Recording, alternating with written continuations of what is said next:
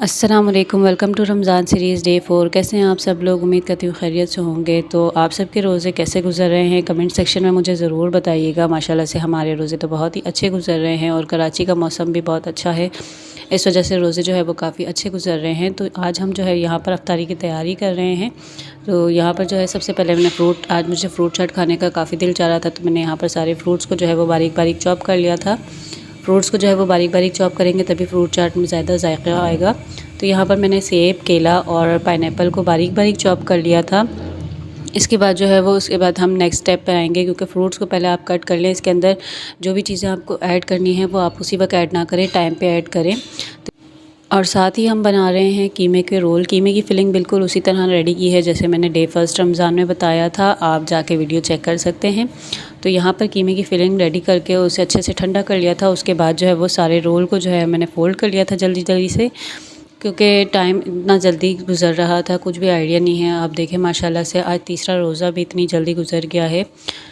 तो यहाँ पर सारे रोल जो है वो हम इसी तरह से रेडी कर लेंगे। और कुछ जो है वो आलू के समोसे थे जिसके ऊपर मैंने ब्रेड क्रम्ब लगा के उसे भी साइड पे रख दिया था। ब्रेड क्रम्ब लगा के आप हमेशा थोड़ी देर के लिए उसे छोड़ दें। अगर फ्रेश आप ब्रेड क्रम्ब लगा के उसी वक्त उसको फ्राई करेंगे तो सारा ब्रेड क्रम्ब जो है वो ऑयल के अंदर निकल जाएगा।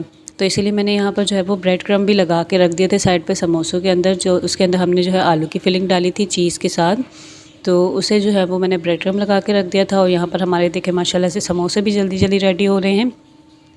और साथ ही साथ मेरी सिस्टर जो है वो जूस वगैरह बना रही थी, फ्रूट्स वगैरह उन्होंने कट कर लिया था। तो यहाँ पर सब जो है वो मिलकर काम कर रहे थे, तो काम जल्दी ख़त्म हो जाता है।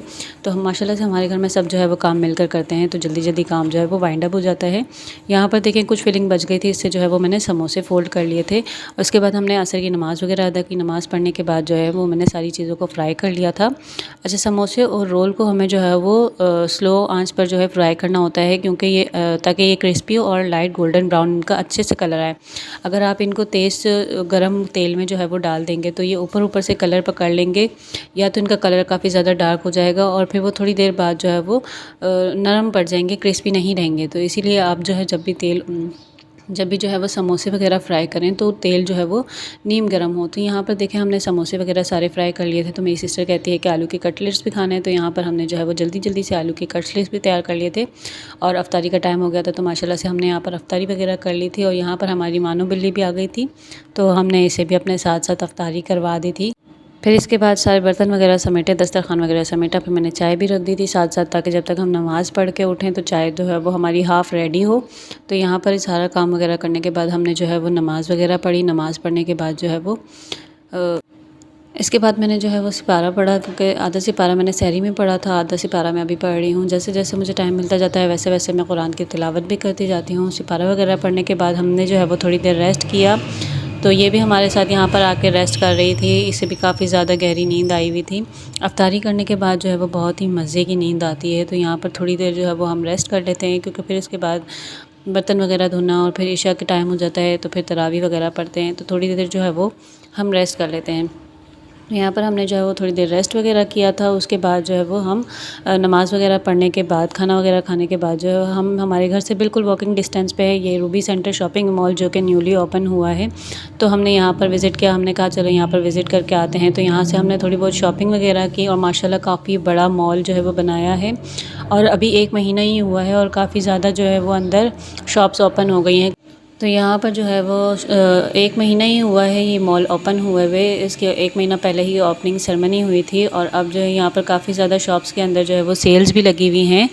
तो यहाँ पर हम चीज़ें देख रहे थे जो हमें समझ आ रहा था, क्योंकि आगे ईद भी आने वाली है, तो हमने आज से कुछ ख़रीदारी भी की थी। तो यहाँ पर लोगों ने जो है वो अपनी अपनी शॉप्स को काफ़ी अच्छे से कस्टमाइज़ किया हुआ है। कुछ शॉप्स जो है वो वाकई बहुत ज़्यादा खूबसूरत कस्टमाइज़ की हुई थी। तो इस मॉल के अंदर जो है 2 ग्राउंड फ्लोर हैं, एक मिडल फ्लोर और एक टॉप फ्लोर है, तो 4 इसके फ्लोर हैं टोटल। तो यहाँ पर देखें ये शॉप भी काफ़ी ज़्यादा अच्छी लग रही थी। इसके अंदर भी काफ़ी ज़्यादा अच्छे जो है वो ड्रेसेस वगैरह रखे हुए थे। तो जो जो चीज़ें हमें लेनी थी हमने वो चीज़ें जो है वो परचेज़ कर ली थी। यहाँ पर देखें कलर्स कितने खूबसूरत, लाइट और जो है वो सिंपल, जो आप इजीली कैरी कर सकते हैं ईद वगैरह के अंदर। तो ये था आज का मेरा व्लॉग। उम्मीद करती हूँ आपको व्लॉग पसंद आया होगा। व्लॉग को लाइक शेयर कमेंट ज़रूर कीजिएगा। मिलते हैं नेक्स्ट वीडियो में, तब तक के लिए अल्लाह हाफ़िज़।